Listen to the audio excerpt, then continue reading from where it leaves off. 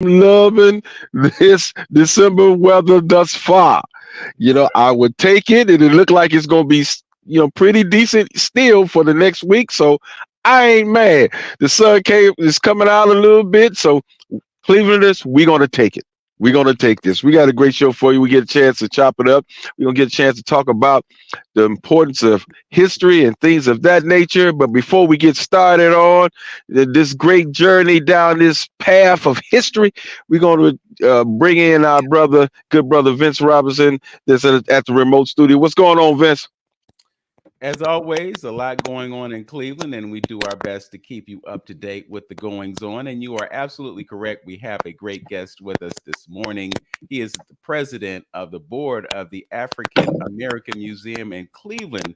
He has quite an unusual name, and we're going to get some background on that. Also, going to get up to date on what's happening with America's African American Museum right here in Cleveland, Ohio. So we'd like to welcome to the show, brother Mestophia Frame. My brother, how are you this morning? I'm doing well. Good morning, and thank you both for having me. Yes, sir. Yes, sir. Absolutely. It's a pleasure. It's a pleasure, brother. You kind of the topic of the day is pretty much centers around, I guess the foundation, I would say, or the meat of this show. What we always talk about is history and health and things of that nature. So um it's very important, and it's a topic of conversation that you just can't get enough of, especially when you start talking about our people. That's right. The importance of history, the importance of dealing with imagery, and seeing how imagery affects the brain and the psychic, and the necessity. If all our great leaders, if all listen to what I'm saying, if all our great leaders stress the importance of history, then it has to be something to that. Our brothers and sisters over in Africa, our great pharaohs over in Africa, wouldn't spend the time carving data into stone to make sure that it was there for us to know what was going on in the past, and giving us an information that is necessary to take us and catapult us into the future. They wouldn't have wasted all that time. So it had to be significant. Our great Marcus Garvey said, talk about, it's like a not having history and culture. It's like having a tree without roots. You forget it. All these little terms come up in reference to history. So it is greatly important of importance, and our people needs to understand that. And let me say it like this too. If it wasn't important, the system wouldn't have been spend so much time, energy, and money trying to keep us from the truth in history. Okay, so that tells you something in a nutshell that within itself. Yes, sir. All right. So, brother Mustafia, could Yes, you sir. start just by giving us a little bit of background about yourself and your relationship to the museum? Sure.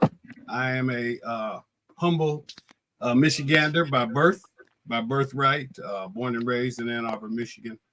Um, Moved to Cleveland, Ohio, back in about 1999, 2000. Have worked in education and youth development all of my adult life. So that's pushing about 34 years that I've been working in education and youth development, and really always just being so focused and centered in on the growth and development of my people, and definitely with culture and history at the base of that, as that's how I was raised and reared in the great state of Michigan. So being the board president and have been on the board for quite a few years now. When I first took the position on the board, one of the things that I said, and I'm always going to stand firm on, is this museum has to be reopened, restructured, re-envisioned, and reworked for the benefit of our children um, and our history. We all understand that every revolution has been guided and ran by our youth. We have to, in my assessment, be able to empower our youth with the knowledge of who we are, from whence we come, and where we're going. So, in my heart, that's my push, my understanding of life, my goal. Um, and why I sit here today humbly in this position.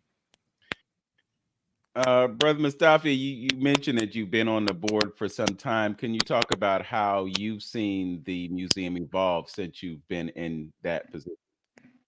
Well, one of the big things, those that are in the know of the museum has had some true struggles. You know, it's easier to be transparent than to spend a lot of time and energy trying to hide things. The museum has definitely had a lot of struggles structurally, financially, programmatically. But over the years and in my time serving on the board, we really worked hard on trying to find funding streams that can assist us in our goals and the directions we want to go. We have definitely engaged with quite a few people in our communities to have healthy programs in the building. We've been able to have a lot of our people in our community. We're very thankful to come and volunteer at the museum, even when it came to just helping us clean up certain parts of the museum, do handyman work and things of that sort.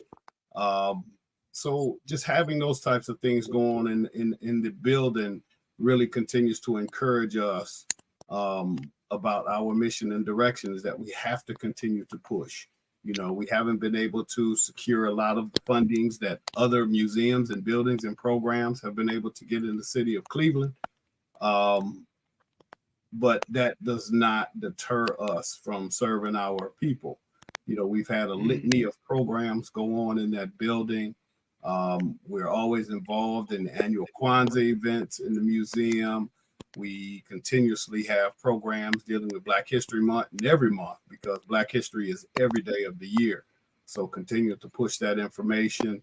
We've partnered with awesome youth organizations like Youth Opportunities Unlimited and had student workers in our building for summer work and being able to intrigue and engage and educate them at the same time as employ them, which is also an awesome opportunity. We're always involved. I don't know if I'm giving more than what your question asked, but you know, I'm just It's all fine. excited about the opportunity to be able to speak about the things that we have going on, but also our true reality right now. We're always just involved and looking for more engagement from our community. But here's the thing, too. Hold on 1 second, Vin. Here's the thing, though. Um, that scenario that you just elegantly laid out about the museum and its struggles, and you know, why does that seems commonplace when we dealing with things that enhance our people, black folks? Why always? Because I know I struggle with the Carter G. Woodson and most of the organizations around town. Their struggle is the same in getting funds in order to, um, you know, put programming together for our people. Like, see, and that's why, you know, it's ever so important for us to really fund our programs, to be interested in our programs, just like you know, just stated earlier. It seems like it's always part of the, you know, they make it so difficult for us to do some things like that to where it helps defeat us and getting our history or whatever it may be at that point. Anything that benefits black folks is always a struggle, always. And we constantly talk about the economics that we got dollars. You know, you know, our dollars are just allocated somewhere else. Yeah, well, you know, rather than funding our stuff. You know. Yes, sir. So when we talk about even the economics and the understanding of the economics in the black dollar, we understand, and economists have told us for years and years and years that the black dollar, our dollar, actually stays in our communities just hours, if that. You know, because our people over time, and then you also mentioned Carter G. Woodson, you talk about the miseducation of the Negro, and so you have the true manifestation of that here. So when you are miseducated, uneducated about your own self, about your own greatness, your own greatness, when you think and see that everything else is far more important than your own survival, you go out and you will spend for someone else's survival. Every dollar that you spend at Louis Vuitton goes to someone else to spend time on a yacht. But yet, most of our people don't even have a canoe to fish. So, Well, just like what Vince is talking about. Vince is right. Sit on a board or two, trying to the Cahoga cultural. Vince, what's Yeah, the what's the Assembly for the Arts and the Cleveland Observer and the Cleveland Jazz Orchestra, a little uh, of the Center up, for up, Education a lot of the Initiatives. Yeah. arts. Okay. yeah, the other piece there too that's trying to get monies for the artists and stuff like that. What's Yeah, the that's the Assembly for the Arts in okay, connection okay. with arts and culture.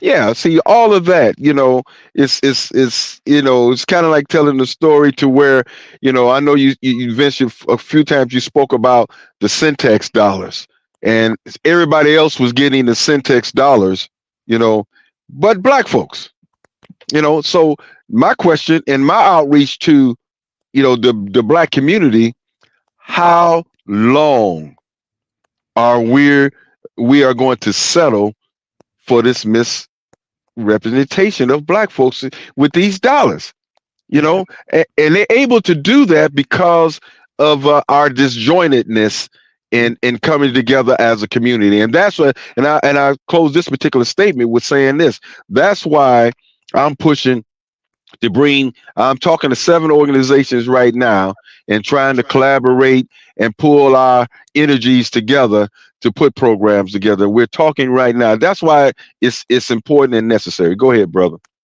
Well, I wanted to follow up on what you just raised, Brother Antonio, and talk to Brother Mestophia about those challenges. You mentioned how difficult it is to obtain funds, and I'm just curious about what those challenges are and why it is so difficult for the museum to obtain funding from sources outside of what individual donors are willing to do in right. the community. Well, as you know, the makeup in Cleveland is very special, especially when you talk about the political culture, programs, and funders.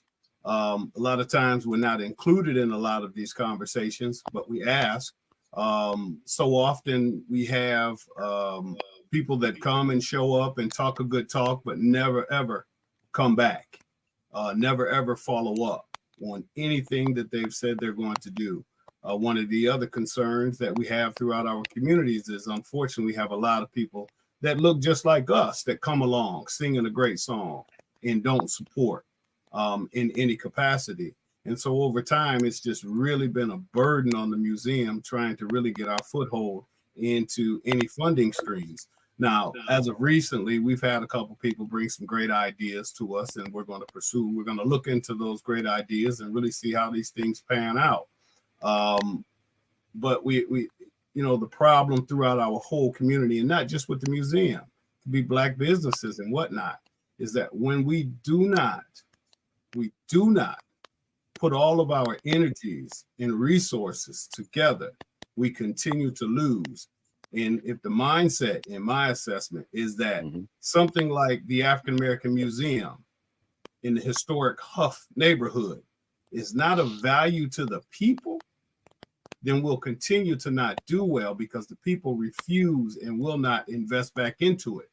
How often do we have people that go to work and they'll sell candy bars for their children at their school, which is fine, but they never ask the corporations that they work for if they would make a donation to the African American Museum, or if they're willing to partner with the African American Museum. These are the types of things that we need to happen throughout our community as we're out here working on creating other partnerships. It's just the Agreed. task at hand. But the people, brother, you mentioned the people have to want more for themselves. Yes. We have to. Yeah, and I'm also curious because we have some of the most prominent charitable and philanthropic organizations in the country here in Cleveland. I mean, In the you've got the world. Cleveland Foundation that is increased footprint in Midtown, which is basically steps away from the museum. You've Which got is the Gun encroaching on that Foundation. area. You've got the Joyce Foundation. I mean, you've got a number of charitable entities, and I'm just wondering, what our approach to them is. How can we make a case to them that they should support the museum, what would you Right. say to them, in terms of why it's important for them to push their our way?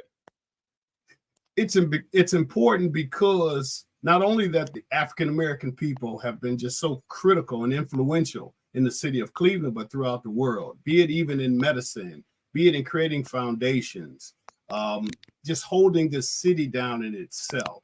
We deserve to have the opportunity for not only our history being shared and preserved in this city, we deserve the opportunity to grow and prosper in this community and not be redlined and just bumped away. And that's what we seem to happen when you talk about the Midtown areas encroaching directly on that area.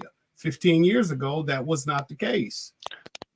That was not the case. But even in their growth and development, there's no outreach to say, hey, what can we do to make sure that this museum stays a staple in this community that we can support while you support yourself also? Because we're not looking for someone to hold us all the way up. Because if someone's holding you all the way up, you're destined to fall again.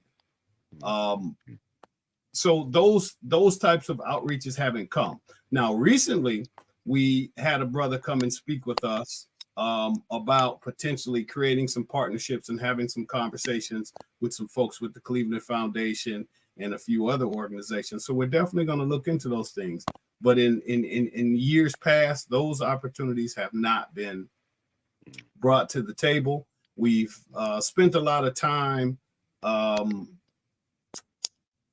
in a sense, running bad individuals away, trying to do us harm, trying not to allow this museum to grow in any capacity. We spent a lot of time doing that, and that's just it's a terrible thing. Sad. But I still see the opportunities for us to grow if some of these other relationships, especially with those big players in the city, and we're looking for all those opportunities. Yeah. Could So you that's talk to us about what the needs of the museum are so that people get a sense of what the struggle is and what the vision is for the museum? Okay. Since our building has a historical marker, and I'll also say this is a building that we are not looking to, willing to, or interested in discussing giving away or leaving. We've had many people come to us and give us proposals about going and opening up a storefront. That's not going to happen. As you spoke about the Midtown coming that direction, we've had people literally come. So no, we're not willing to do that. We're not looking to do that in any capacity. What we're looking for is support. So in the building, since it has a historical marker, we have windows that need to be replaced. And if you understand buildings with historical markers, there's a specific way these things have to be done. A lot of the other physical aspects of the building, be it stonework, be it repainting in certain areas, there's a huge basement there that we would really like to develop into some community workspace. I think would just be awesome to really work on, my vision for the basement itself, and I'll just speak it into existence, is to open that area up as a community, a membership community workspace, a Black business incubator. So we need support to do these types of things. Our bills, we're able to manage those types of things. Our outside, our landscape. Some years ago, we had an architect come in and create some renderings of some things, how we could really rebuild and restructure this building itself. So we really need some people to come along and be willing to help out. Okay.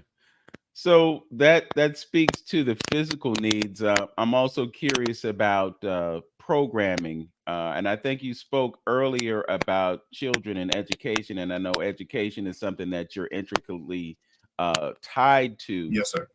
Brother Antonio and I have conversations about the importance of providing additional education for children because there are holes in the traditional system. Yes.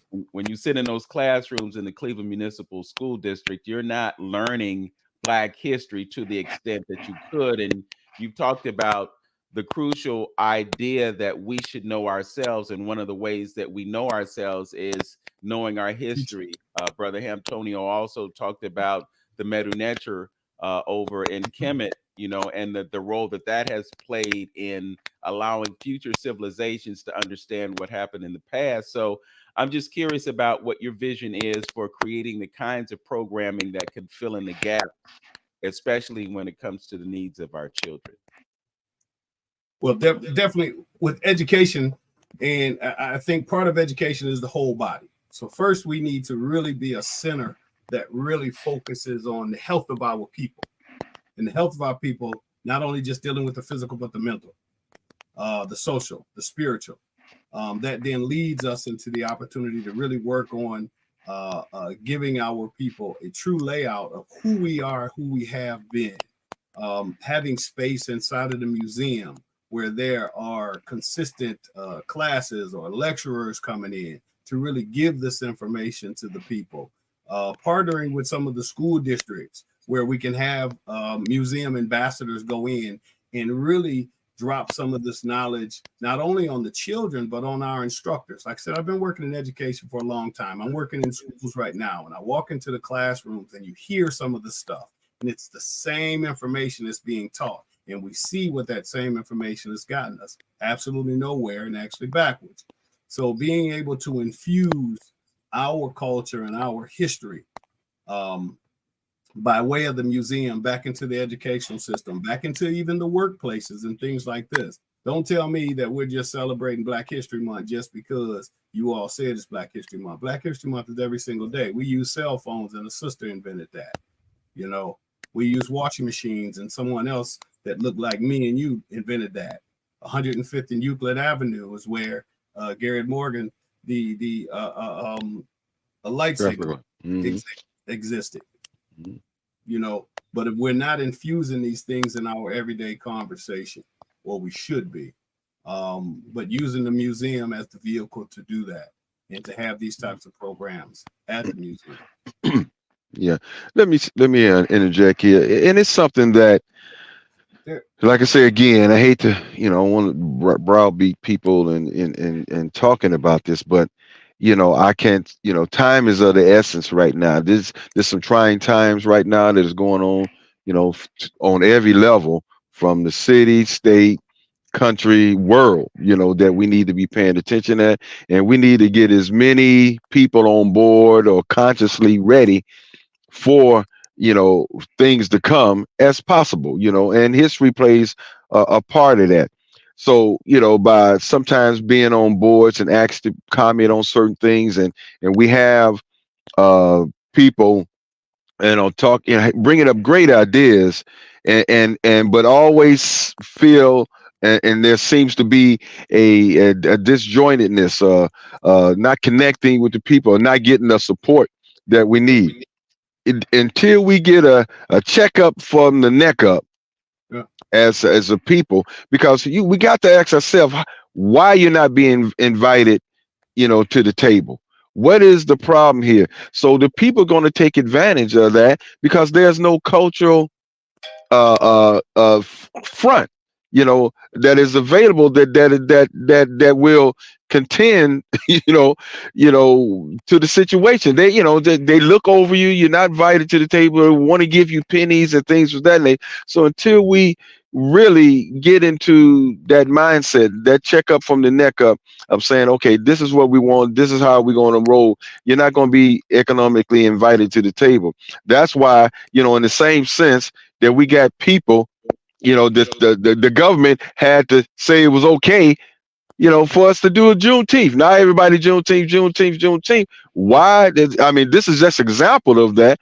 So why we have to wait for the man to say it's okay for us to do something? See, that's some mental, cultural issues right there. And that's why we have to deal with that mental health. That's yes. Really dig into. Even with the museum, we there's enough brothers and sisters out here that are clinical psychologists and doctors and all of this. We have to hold them to. Absolutely. Them to also, and ask them to come back here and serve their own people. Right. We have to work towards getting our people in the mindset. If there's anything brought up at work, about any type of community, anything, then we need to direct them. Well, if we're going to donate $100,000 from our organization to a community, I'm recommending that we donate it to the African American Museum. If we're going to donate gift cards to somebody in the community, I'm just saying, if you're working there, we need to really get into this mindset that everything is about our central spot. And the central spot has to be the Cleveland African American Museum at some point. It has to be. At least brought up in the conversations for sure. It has to be. Every other community in Cleveland, every other cultural people, they have a central spot in their community. Stop me if I'm lying. So I guess they work towards that. Excuse me, brother. And you know, so often people always they tout and they talk about the Huff riots and the Huff area and all of this. Then we need to push all of our energies, all our positive energies back into the Huff area, back into the Cleveland African American Museum, whatever it is at this point, because we're at critical mass at this point. Well, you know, one of the realities right now is that these areas that we have had, Huff, Glenville, so forth and so on, they're being gentrified. And folks are coming back and they're taking back their spaces. And at the same time, you have kind of a disengagement on the part of folks in our community about their relationship to their heritage, their culture. You know, we've got the African American Museum, we've got the African American Cultural Gardens, two similar scenarios, both things that support our culture, our Blackness, so forth and so on. But we're struggling to get the community engaged and get them willing to provide financial support as well as moral support. I guess my question to you is, how do we engage the community into something that they may not necessarily care about? I think part of that is just being more in the face of the community, being more available in the community. It's the same way I march when I work in these schools. I'm always going to be available to the people I'm here to serve. I'm always going to have something with some direction connected to it. I understand that so many of our people are lost and are just wandering out here. I know that. That's a reality. But what am I putting out there and in hopes that we're going to get more of our people to really turn back around and look back at their own people and say, I need to serve. I need to wake up and say, if I'm going out to earn, just like you go into your church house and you give them 10%. Yes. I need to bring something back into this institution because this institution has served so great. This institution has stood. Brother Ichabod Flewellen started this institution in 1953. That's 70 years ago. The oldest in the country. Yeah, it's our people, you know, unfortunately, as part of the battle. It's not as easy as we think it is. Part of the battle is the mindset of the people. Yes. Wanting to really take part in some collective economics. See again, my brother, you know, we not going, it's hard for us to put our dollars into something that we don't believe in. And right now, you know, from my experience, I've been out here a little while too, trying to educate and put programs on out of my own pocket and doing things, you know, and it all, you know, and I talk to a lot of scholars as well. It all rolls back down to our culture. Like I said in the beginning of the show, you know, if history was not important, the man wouldn't put so much effort in denying you your proper history. Okay, it's inspiring, it's motivating, it's everything that you would want to think it is, especially to children and coming up. They have to acknowledge and they have to know who they are, the greatest. Even in, let me give you an example. Even in situations coming up in our history here or over in Africa where you lost battles, those stories still need to be told about, even in the face of an outcome that you know that it was your successfulness and that was very small and dim. But the struggle needs to be taught to our children. Even in spite of that, you had people raising up to do something about their situations. That's how inspiring. Hey, yeah, they was overcome. They was outnumbered 100 to 1. But guess what? This brother and sister rose up to fight even in. So I'm saying it's so many stories to be told. Yeah, and to deliver an inspiring blow to our children. So I'm wrapping up to say that we got to get to the point of being able to make our people love themselves again. When you start loving yourself again, and then you Working you, for yourself. you start working for yourself, brother, and you start embracing the culture. Because I don't know how many times I have to say this, is that, man, there is some golden nuggets in our culture, man.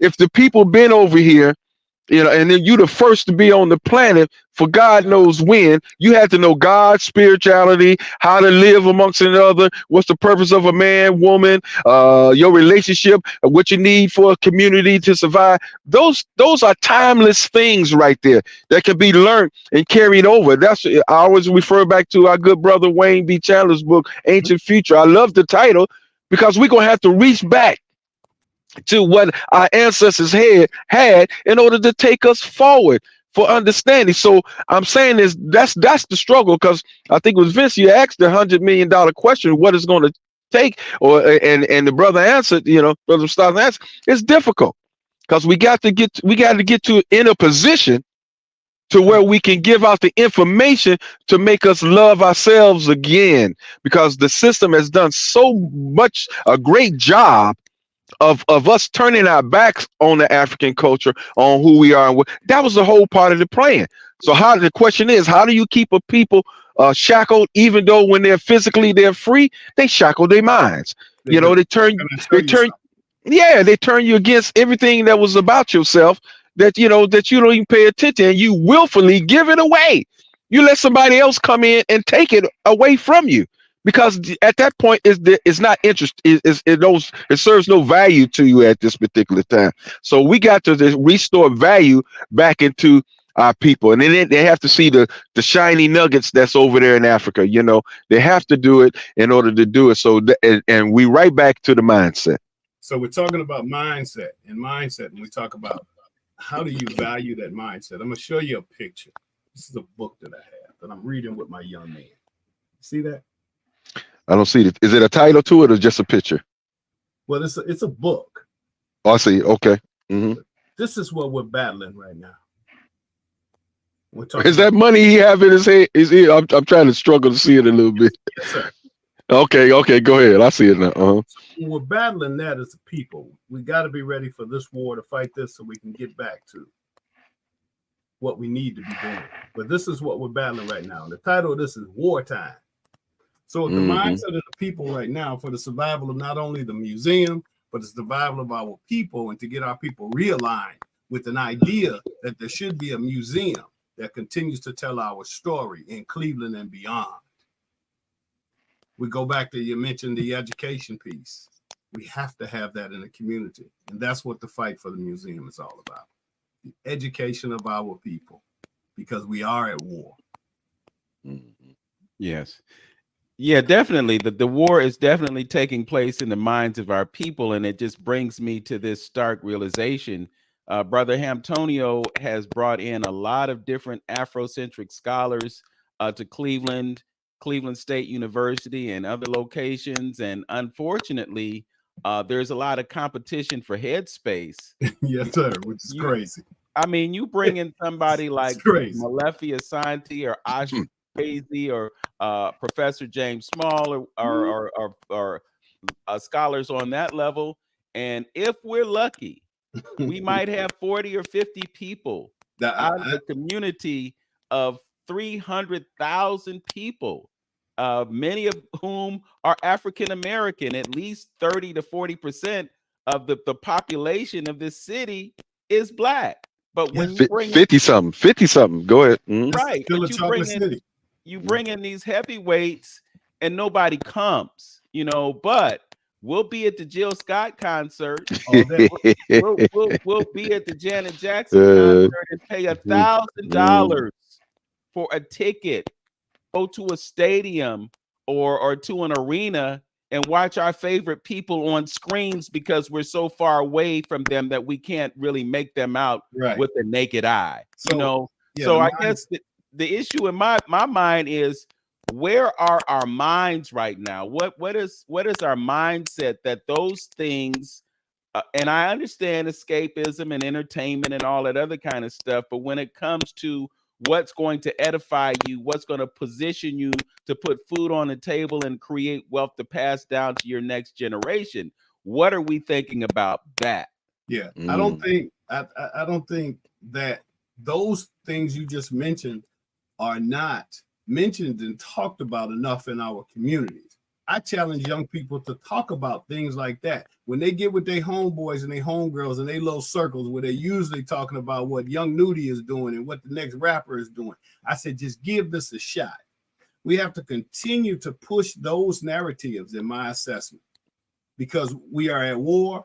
We are losing bad. We're losing bad to Beyonce that's selling $20,000 tickets, and you got people out here that are leveraging their homes against that. So yes, the mindset is that far gone and disconnected from an understanding of from whence you come. You can still be that person. When our people constantly talk about Black Wall Street, no, Black Wall Street, Black Wall Street, Black Wall Street. I said, well, what's holding us up from getting back to Black Wall Street? We spend all the money. Our people are the largest consumers in the United States and own absolutely nothing. Absolutely nothing.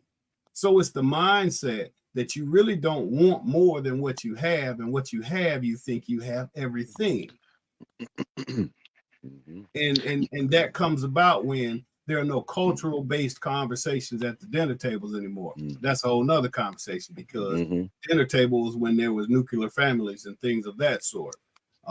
So I think at this point in 2023, my push is always to drop another seed, to drop another seed, to drop another seed. Wherever I am, that's going to be part of that conversation. I don't care where I am. I'm going to drop a seed of encouragement. Absolutely. To understanding who you are, because we see what you are right now. And that's the great challenge, brothers. That's the great challenge. You know, let me say this. Let me say this here. When you said that, it made me think about something. You know, how how the system is rigged to keep you just where you are. I hope I don't get us kicked off with. I'm gonna try to dance around what I'm saying here. Don't get us kicked off here. But I looked at a disturbing video last night on YouTube. It was with Terrence Howard.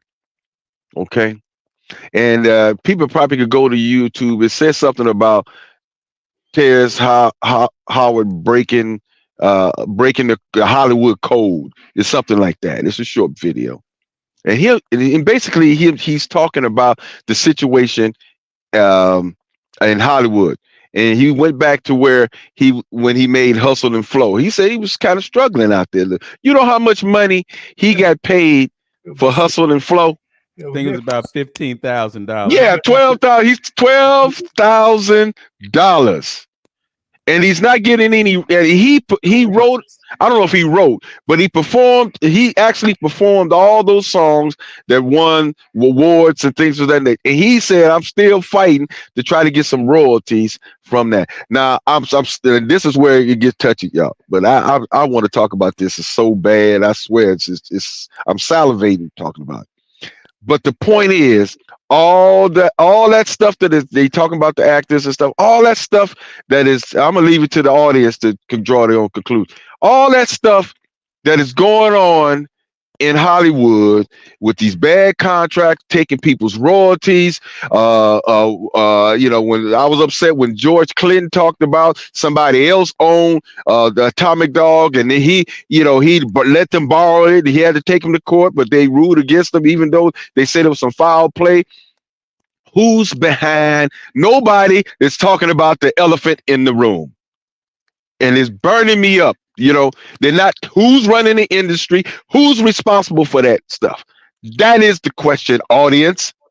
We got the same common denominator here that is calling this stuff, rubbing you on your back, act like they friends with you. They're in the same association with you, went through the same problems as you, but they study raping you and saying that they're your friends.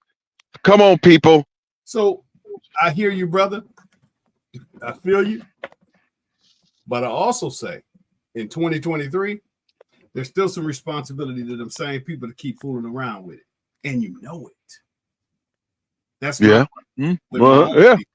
And Yeah, well, see, but from you the don't lack of in dollars, we do that. They sell us into that because of lack of dollars. We fall into the game because remember, we brother, not they had nothing. we don't necessarily have a lack of dollars. We have a lack of understanding where to place those dollars. Mm-hmm. Because when you're on TV and you're on the internet and you flossing about your gold chain cost $300,000, and the little Italian guy, he back there, he just happy to be your friend because he know he got you anyhow, but you don't know anything about diamonds, so that could be a $12 necklace you got on your neck, and that's what they're finding out now. So you're more excited about putting your dollar somewhere else to make it seem like you got something else. So some of that fault has to be bared on our people. It has to stop. We have to start holding our people accountable. No other culture of people allows their people to go out there and act a fool like that. There's accountability in our community. I'm a proponent. We have to really start bringing back things like public shame. You don't want to go outside and act a fool and shame the household. But we don't have that in our community anymore. There's no accountability out the gate by our people for our people, but we complain about the other people. But see, you see, right back at the same part, same thing. A fool and money soon part. If you have no consciousness on what to do, how to do, and the man, I'm talking about like you got newcomers that come out there that's trying to get into the game.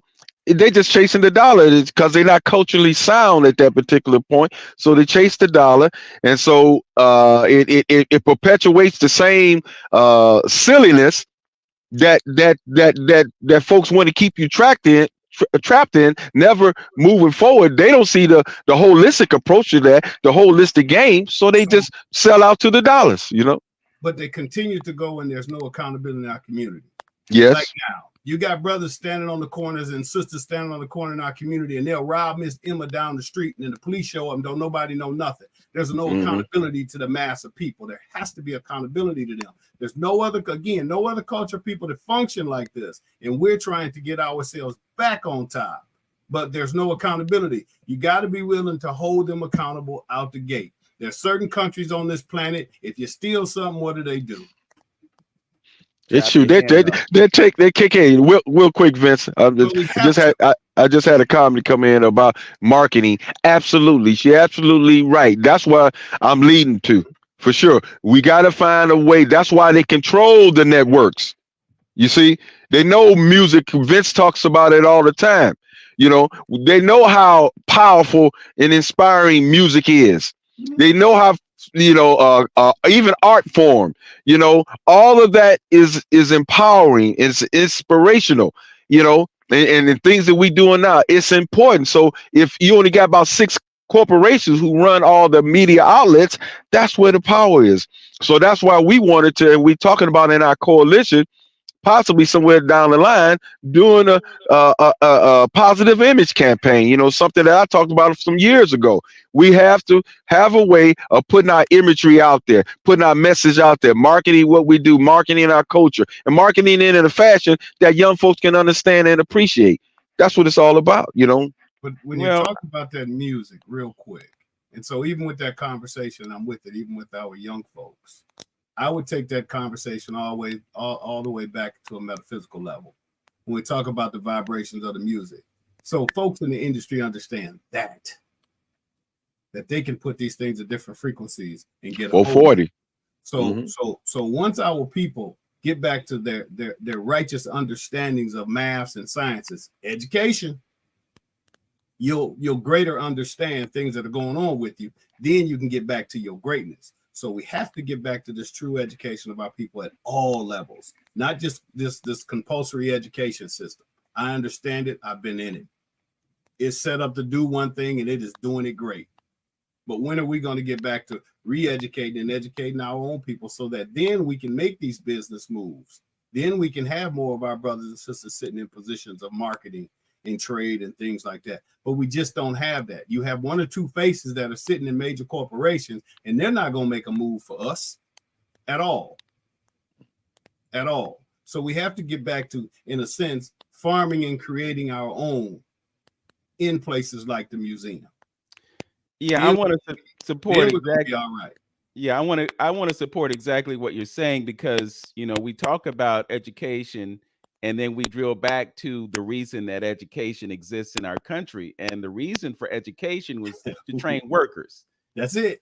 You know, so if you're about training workers, then you're not about training thinkers. You know, thinkers come up with solutions, but Right. they don't want us to come up with solutions because the solutions are things that address our problems. You know, we've been talking about education, and one of the deficiencies in education is financial literacy. Another one of the deficiencies in education is literacy. Go to the ballot box and they can't read the ballot. And on top of that, they didn't do any homework before they came to the polling place. So many times they just vote the way they're told to vote, and they don't vote based on what they know about the person who's That's right. running in the race. And Good then we marketing. end up with folks in Columbus who are working against us with ferocity. I mean, when you look at what the Republicans are doing right now in the state house, you had a ballot initiative that passed in the state, and then the legislature goes to undo what the ballot proposal calls to do. So, you know, to a certain extent, it's like we're engaged in futility. But I think Mhm. it's been pointed out that we have to take responsibility for our education because the education system is not giving us what we need to be successful in No, life. it's not gonna. I'm gonna throw a number at you, brothers. So I worked at this school in Georgia, and the ninth grade literacy rate of a school with over 1,000 children in it, the ninth grade literacy rate was less than 10%. Mm. So by the time these same individuals got to the 12th grade, their literacy and composition rate, these are state rates reported to the state, was less than that 10% also. But yet, they make all calls over the radio for all your 18-year-olds to come down to register to vote.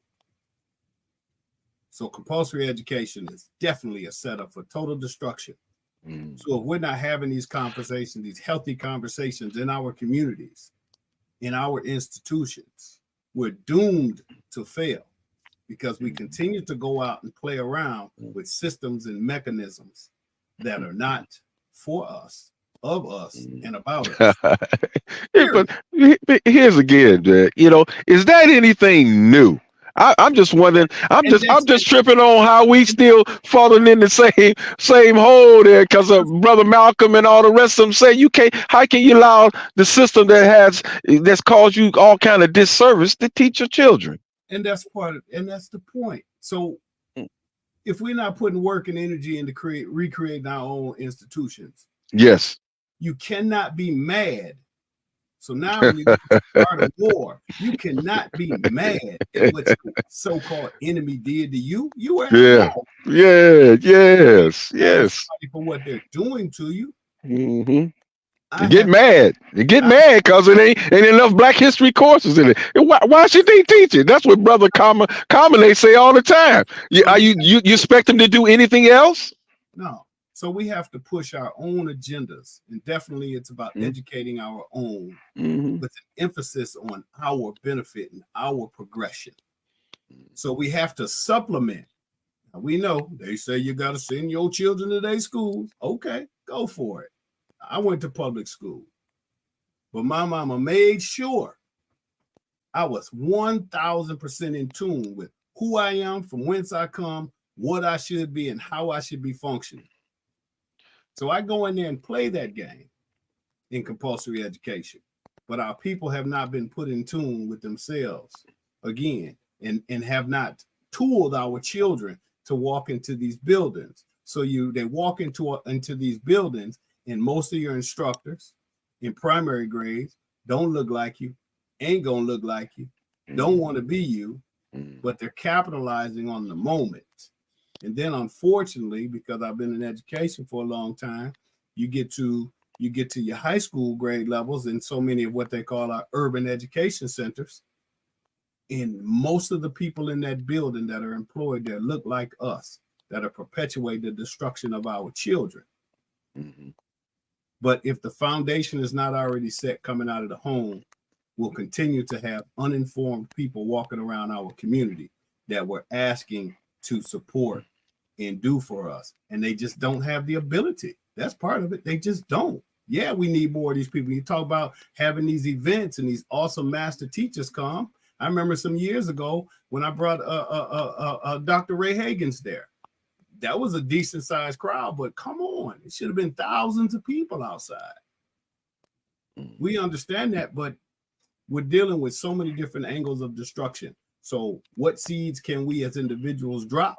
You know, this awesome platform that you have here, me as the board president, what seeds am I going to drop and try to grow while we have this opportunity? And, you know, and if we can collaborate and make some things happen, we know we're not going to get everybody that looks like us. It's just not going to happen, unfortunately, in our lifetime, physical lifetime. But even this, brother, let me take 30 seconds to say this, and just something for our listeners to think about. All right. You know, with Du Bois, and I think it was Du Bois that talked about the talented 10. What about our talented 10 out there?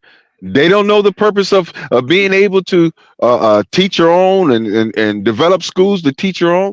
How come we don't have the Cornell Westers of the world lobbying to make sure we have schools, or even after school, like what me and Brother Carmine and Professor Smalls talk about?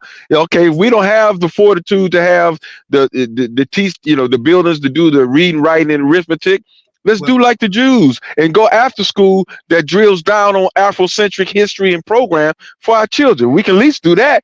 Because everything in those other people's community is culturally sound, first and foremost. Yes, I agree. Every conversation at the table, first and foremost, is culturally based. For sure. So the culture of our people right now, not saying me as an individual, but our people in a whole, is straight destruction. Consumerism, thoughtism, twerking. I'm getting money with money. Nothing but gunplay. I have a probation officer at the age of 14.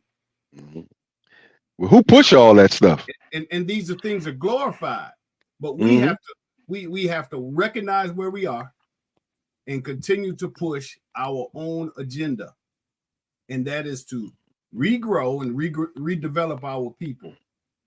We have to. I don't. Getting back to that question, brother. Getting back to the question: who is marketing and pushing all of that? Let's get to the root. Well, we let's get because that's what I'm saying. But see, that's the elephant in the room we're not attacking.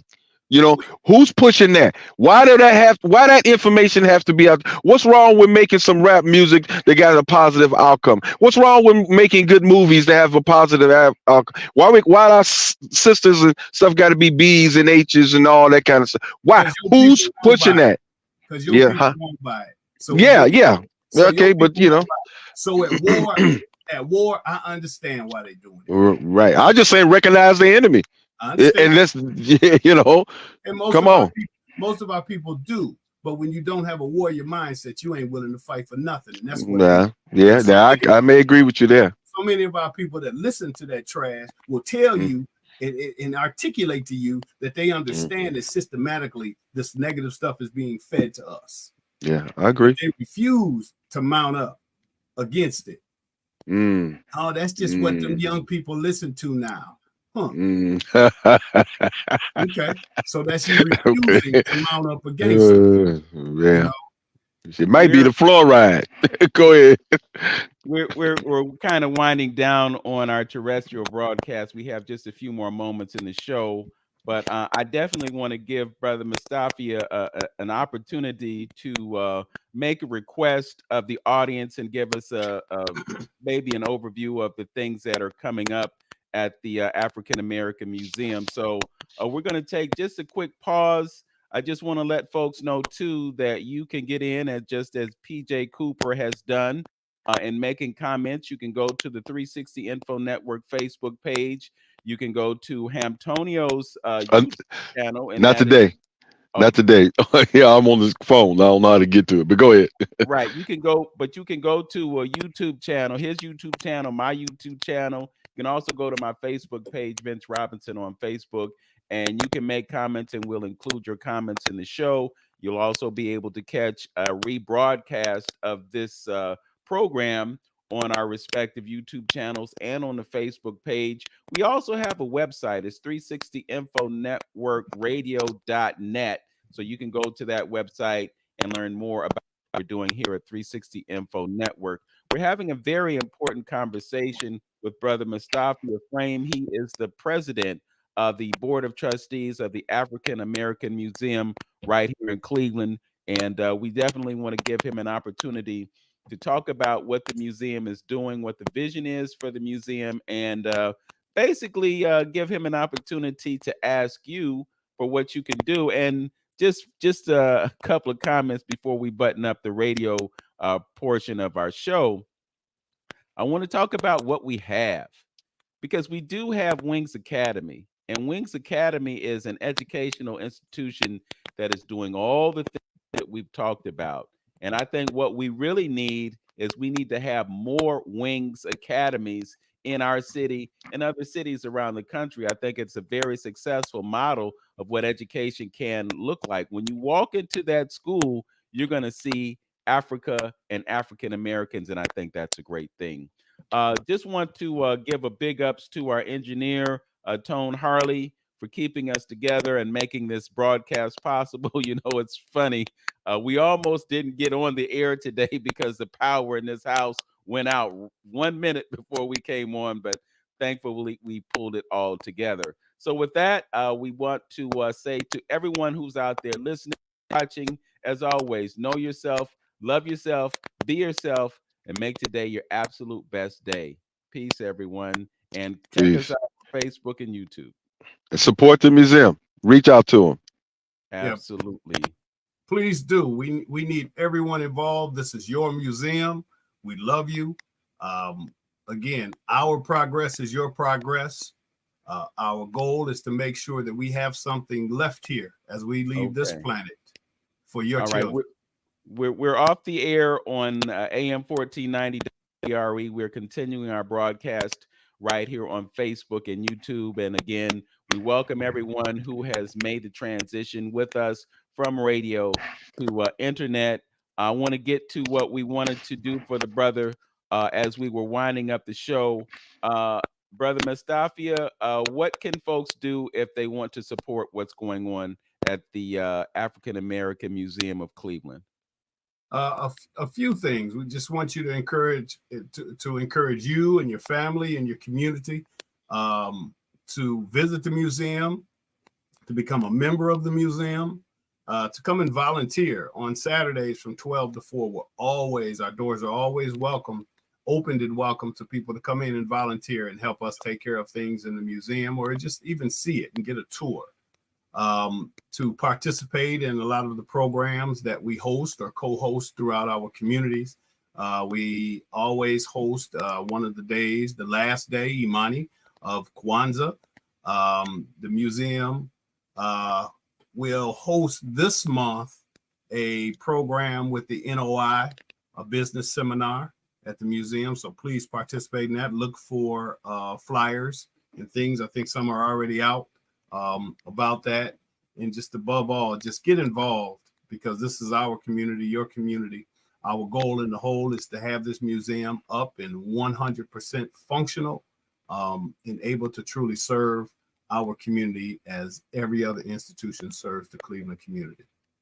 You know, it's interesting, bro. I've been coming to the African American Museum over the space of probably 20 years, and I never knew that there was a basement. Yeah. Yeah, yeah. What kind of square footage are we talking here? Whew. I don't know the exact square footage, but that whole, if you come into that whole foyer area, the main area, the basement is that large, maybe a little larger. Mm. Okay. It's a little Oh, rough. We've cleaned it out. Um, I think over time, one of our goals is to uh, get lighting and things ran down there, get it power washed, painted.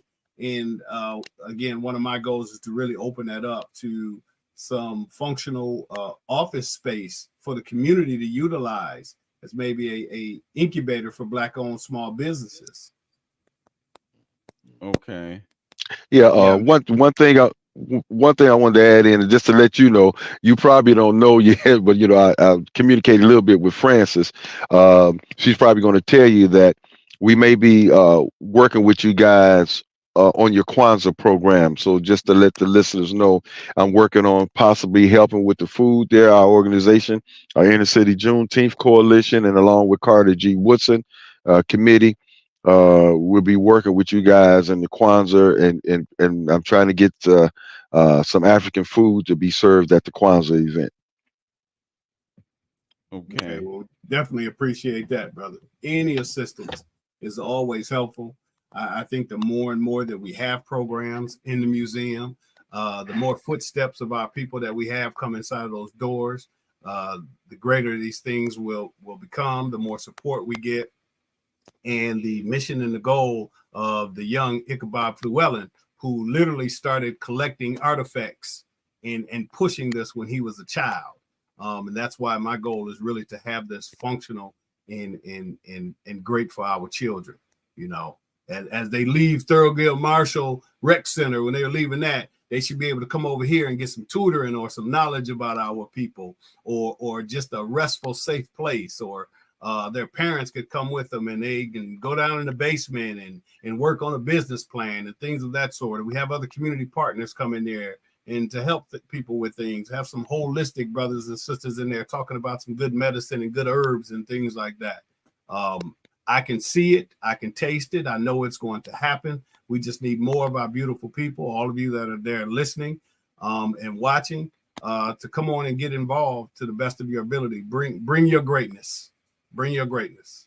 You mentioned Ichabod Flewellen, and I'm knowledgeable about the fact that there's quite a collection of things that perhaps the East Cleveland East Cleveland Library Library. I in their apologize, I possession didn't right mention that now. earlier.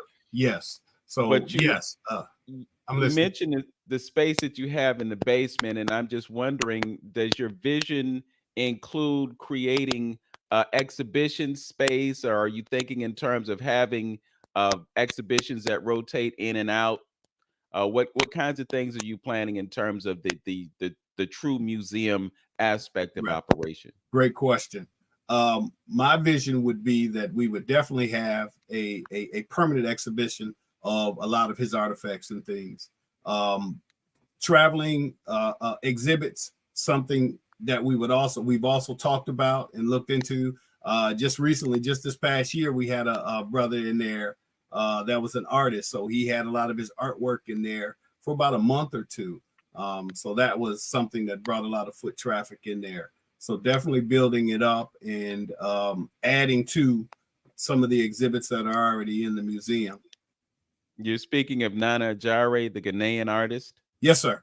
Okay. I didn't want to mess the brother's name up. So if he's Well, listening, brother, much respect. But some beautiful artwork, yes. beautiful artwork. So Well, yeah, that was an Nana honor. just Nana just happens to be a friend of mine, and we also have the same Ghanaian last name. Okay, Our names are both Ansa, so I'm very familiar with brother Nana, okay. and glad to see that his work was up there. But I guess what I'm getting to is just the museum functioning as a museum. There's the exhibition, and then there's also the archiving, and Mhm. archiving is really critical because it's one of the ways that we preserve our history. A couple of weeks ago, we had on the air Dr. Jawara Hunter and his wife Aziza Gibson Hunter, and they were involved in a program that was over at the East Cleveland Public Library. And ironically, you had artifacts from Ichabod Flewellen's collection that were on display on that day. Mhm. Sister Aziza spoke passionately about the importance of archiving. And as we look at this great city that we live in and we look at the contributions of the many artists and scholars and historians that live right here in Cleveland, it's important to archive their work. I'm a Yes, sir. photographer. I'm familiar with a number of photographers, and the Western Reserve Historical Society will do so much for us, but only so much. Yeah. So then the question becomes, well, what are we doing for ourselves? And I think that the African American Museum offers a great opportunity to showcase the art, the talent of individuals like Nana, who are citizens here now, but also residents of the city of Cleveland who deserve to have a place for their works to be shown. The quandary that exists within the art world is one of elitism, and you have galleries across the city, but you don't see our work in those galleries. Right. You have museums like the Cleveland Museum of Art. Rarely do you see by Cleveland artists in that museum. So there has to be a place for us to showcase the talent that we have. The African American Museum should be a location, a destination that people from across the country come to, just like you can go to Dallas and go to their African American Museum. They right now have an exhibition that I was honored to be able to take in, and it's the history of cattlemen. We call them cowboys in a Yes. derogatory way, but Yeah. they were cattlemen, That's and right. they set the standard for you know taking care of cattle back in the day. Let's keep it 100. The Yeah. Europeans learn what they learned from From us. us. Oh, for sure. So that's one of the important functions of a museum, to be able to share history in a meaningful way, but also to utilize that space, exhibition space, to showcase the work of local folk. Yes, sir. You're absolutely correct, and that's a conversation that we have had a few times. But also looking at the function of the building right now and some of the other things, you're talking about temperature control and things like that, and storage for some things. There's a lot of components that come into play, but that's definitely something that we would want. We would be excited to have, and this is something that we will do in future days because we have to have it. And I think having your friend there was just a good start for us. Yeah. Even where we are, it was a good start for us. And like I said, just please let your friend know that's some awesome artwork, and I'm gonna have to check some of that out and maybe get some of that on my wall. All right.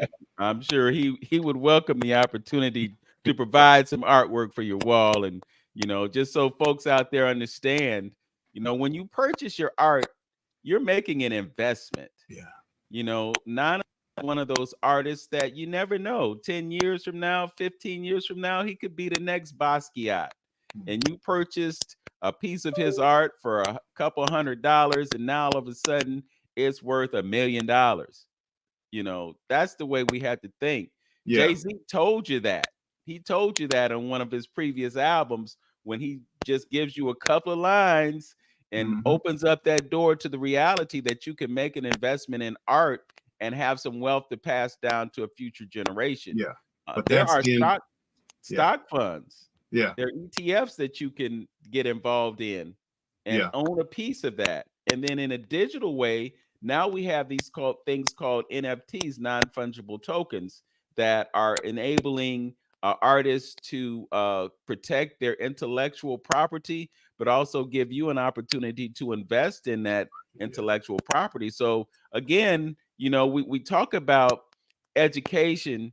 We have to educate our folks about finance. Those things. Yes. Because Yes, they're not going to teach you how to get ahead successfully in life with your finances. They want to train you to be a slave to debt, to pay your bills on time, and just basically tread water as inflation kicks in and you try to figure out ways to make ends meet because what they're paying you on the job isn't getting the job done. So we have to find other ways to create income and resources. Brother, you brought up Black Wall Street, and we kind of hold that up as a poster child for the possibility of us being successful. Yeah.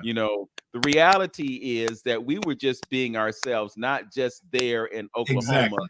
but in communities across the country. And what all they over have the world. done with history Yeah. is they've tried to erase our ability to do those things from our memory bank, so we continue to be victimized by a system that's designed to exploit us. Right. Brother Mm. Antonio brought up Hollywood earlier. You Yeah. look at Hollywood, you look at the recording industry, those paradigms are based on exploitation.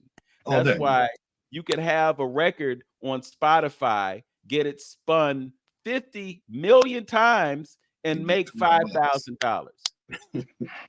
But Yeah. Spotify made millions of dollars based on you providing them with content that they share with people around the world. And that's what we got to get into, though, Vince. You're right. It's just about the education. They capitalize on our ignorance to Yeah. those particular arenas. All And day. it's been going on all along and all the time. So folks, like I say, I ain't the sharpest knife in the drawer, and I ain't the dullest. But the point is, those guys that's sharp like that, it should be putting programs and institutions together to educate us in those arenas so we can take our rightful place in those spots, man. Because come on, how long? This is 2023 yet, and we still talking the same stuff that Marcus Garvey talked a So 100 years ago. then it goes back to just dropping those seeds again. We understand it. Yeah. We're in a terrible situation. So are we dropping seeds about brothers like George Forbes and all that knowledge he's dropping out there, Claude Anderson, all that knowledge he's dropping out there, brother Vince Robinson, what he's dropping, what you're dropping. We got to continue to drop that to our people. And then the ones that want to get on board with the Mhm. direction that we're going, then those are the Mhm. soldiers that I need. I don't need everybody to look just like me, because everybody that look just like me ain't on board right now. Yeah. And we're losing. We're losing by thinking that everybody out here, because everybody out here, some other people, they want to go to the turkey hut and act a fool down in Houston.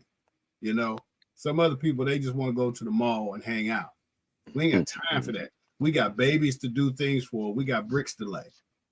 And that's just all it's about. We got seeds to drop, education to be given, and an institution to be rebuilt and built again Right. every single So day.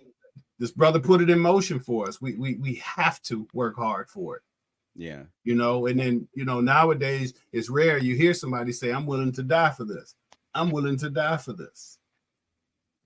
Yeah. That's just what it is. Right.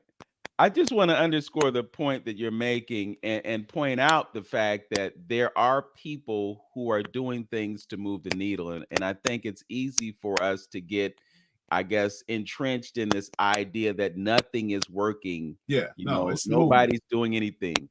And the fact is that there are conscious people who are invested in making change in their community, and this is a 24/7 type of thing. Yep. It's not just here in Ohio, it's all around the world. If you go to the continent of Africa, there are Africans who are doing things to make a difference. I mean, we've talked about this a little bit in a few of our recent shows, but if you just look at a country like Burkina Faso, where you have young leadership, and young leadership is saying, we're not going to keep doing things the way we did in the past. We're going to do things a little bit differently in a way that suits and benefits us. It's progressive for us, period. Exactly. And that's what it has to be.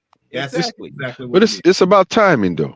Yeah. It's about timing, Right. And I think, like I said, you got to be under a rock and not to feel the energy that is changing on the planet, good, bad, or indifferent. But the energy is changing, and so this is the time, was our great leaders, the Marcuses and the Malcolms of the world, and the Steve Bikos and the Kwame Nkrumahs, were those put in place to keep the torch lit for us for an appointed time, that once this energy come back and all this information start being released, Africa is finding itself, because they're coming to an awareness of their value and how they supply most of the world with resources, and they're standing up, to say, hey, we're gonna charge you $200 now, for this energy, this resources, uranium and stuff like that. So this is the time, this is the movement. So And I guess, and one thing I guess that works for us, and inspire, I know it inspires me in understanding historically, it's never been the masses anyway who did No, anything. It's no. been a small group that controlled the sheeple to put them in directions, but we just got to plot our course right. And that you're exactly correct. And that's what we have to do. When we look at most revolutions, most were ran by our youth. So we have to encourage and fire them up as elders to some and push them forward. And you talk about it, it was not always everyone. When I spent time in South Africa in KwaZulu Natal, where Shaka Zulu was from, and sat and meditated at his gravesite. The power, but it wasn't all of the Zulus. It was those that really wanted war to make sure their people were all right. And if you know that even that area where KwaZulu Natal is located was one of the only other areas that was not conquered by the British. Why? Because that small group of people, they really, really got down to business to defend their history, their culture, their heritage, and what they wanted to do. And that's what we have to do at this point. Here's one thing, one quick thing, Vince, that brings to mind something that Dr. Umar Johnson said, and it's guess, and I believe we can use it as a testament to where our leaders really are at this point in time. And he would say that, we got all this energy from these young folks, when they get all riled up like a George Floyd type of incident, or Kanye West type of dismantling or something to that nature. He said, when you get that energy riled up like that, you need a leader to take that energy and turn it into something that is more viable for the people, not just tearing down buildings and things of that nature. Yeah. So, take that energy and put it in the direction of that's something that's going to be more meaningful for the people. And why our so-called leaders is not doing that and not using that opportunity, instead of dissipating that energy, you know, I mean, Redirect it. yeah, yes. They just redirect the energy into something more meaningful. Hey, Yeah. we're not gonna buy this no more. Or we're gonna boycott that here. We're gonna do this here because this is in protest. And that would be more serve the better good to the people than anything else. Yeah. But otherwise they don't do it. Yeah. So most definitely. So we need to redirect some of that energy over in that Huff area, those young folks, and even the adults that are sitting around on the stoops and things like that. Now, it takes energy to sit there too. So why are we not enlisting some of these same people? If we need the museum painted or if we need the grass cut, we need them to become invested in a part of Yes. that Yes, I agree. institution in that community. I agree. So that then that also that helps us out. It helps them understand that this building literally stands for you and is here for you.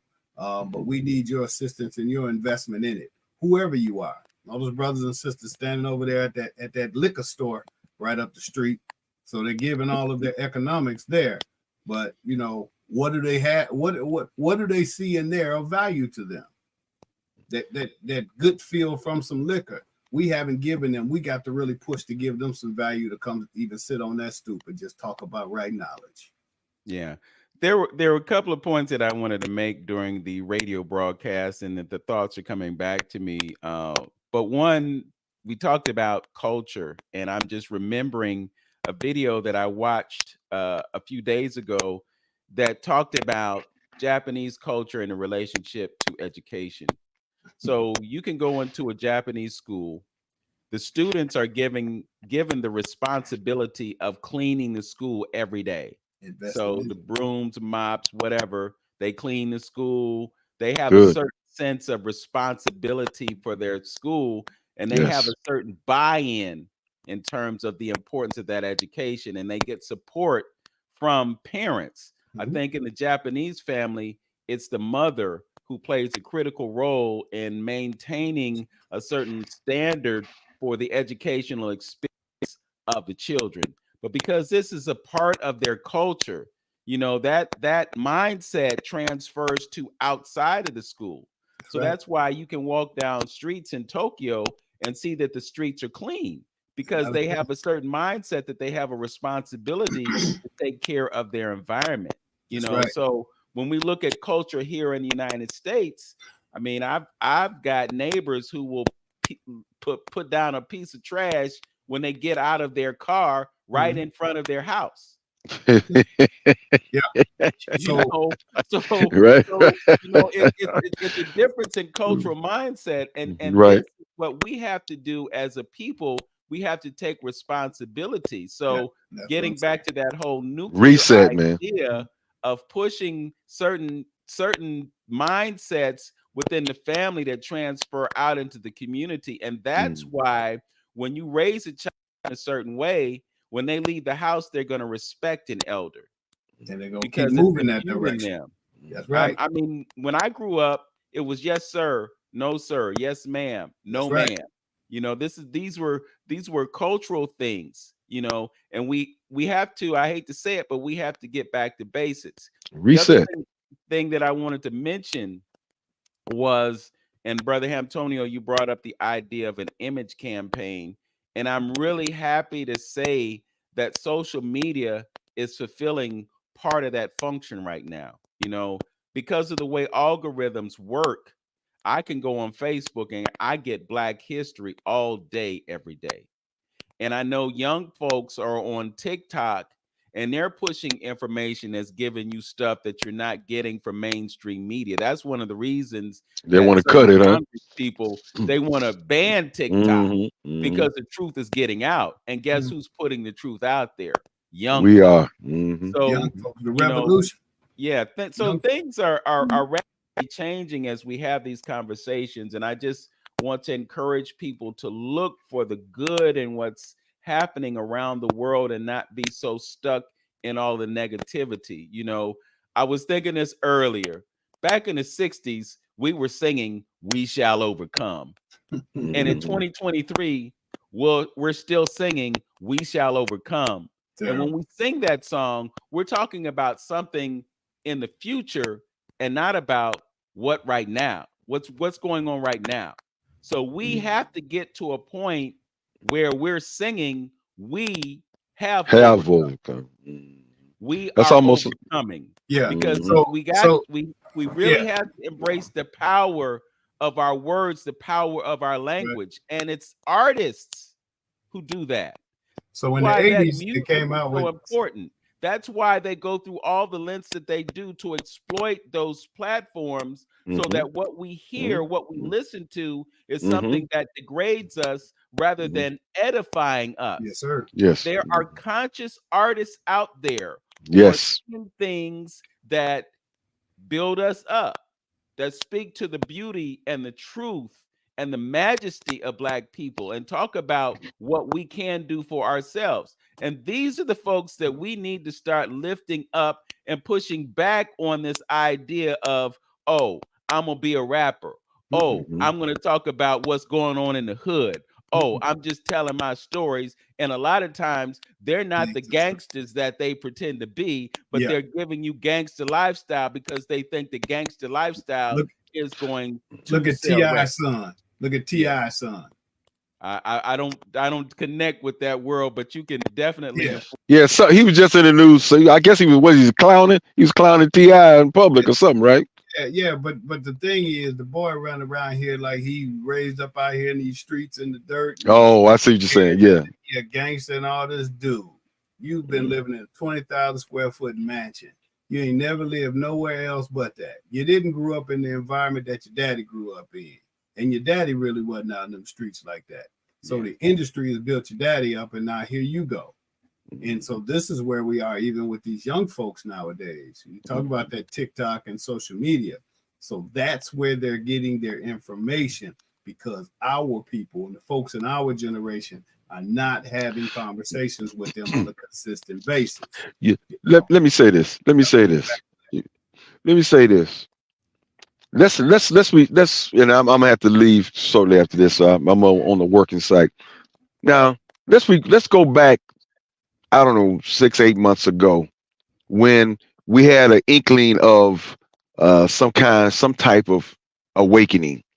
And I'm referring back to the Kyrie. Montgomery. Huh? Not No, no, no. Montgomery. Yeah, that was one too. Yeah, absolutely, man. But I'm speaking on when we're talking about the industry. I'm going back to the Kyrie and the Kanye incident. Mhm. You know, where we got a glimpse of how the rug can be pulled up from under you, and the system that is before us, that is taking place. You know what I mean?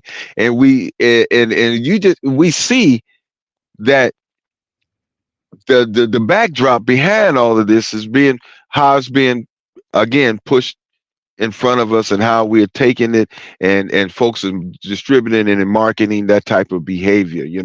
So it's imperative for us to know that. And so, and one thing, and this is the point I was going to make, I almost forgot it. The point I want to make is that knowing my people, that we don't like to be embarrassed, and we don't like to be made a fool of.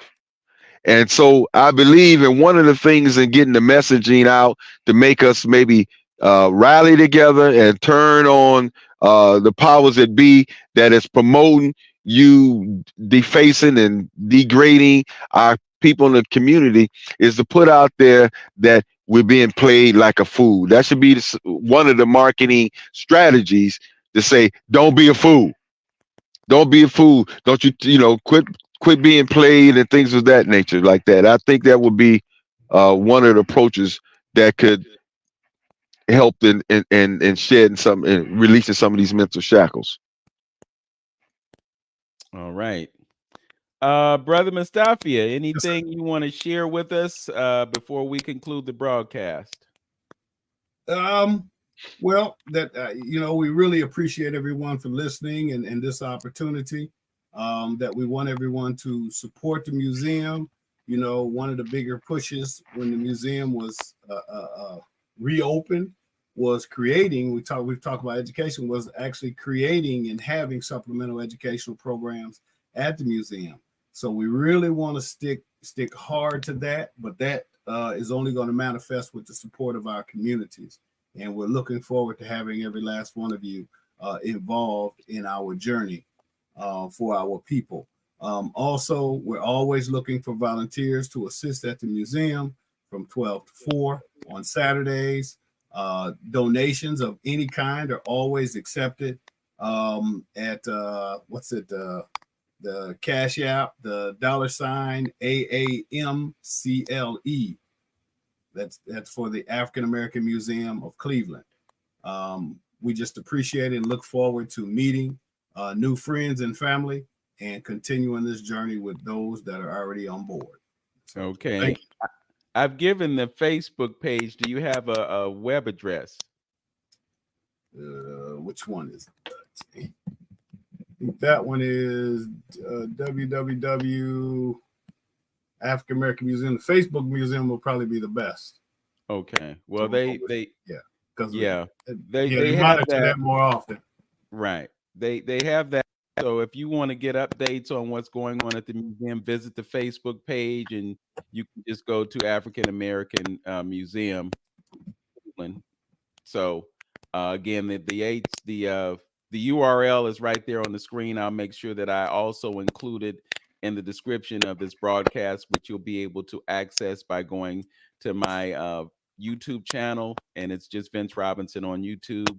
You can also go to 360 Info Network on Facebook, and you can go to my Facebook page, and I'll post the information to all of those three destinations, so you'll have a way to connect. Brother Mestophia Yeah. Frame, thank Yes. you for joining us on 360 Info Network today.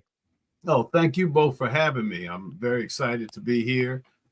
Very informative, even for myself. I hope that the people got a little more information about who we are and really what our goal is, and that I'm here to serve, and that they are really interested in getting on board and assisting us and making this even greater than what it is. Okay, and we'll pledge to come back and maybe get a progress report on how things are going at the museum, and give you another opportunity to make that request to the community for volunteers and financial support. So this will be something that's ongoing, but we Okay. really appreciate your time today. Okay, thank you. All All right. right. All Thank you right. both. Be well. Have a All good right. day. Peace, my brother. All Peace and right. blessings. Mhm. As always, know yourself, love yourself, be yourself, make today your best day. Peace. Peace. Peace.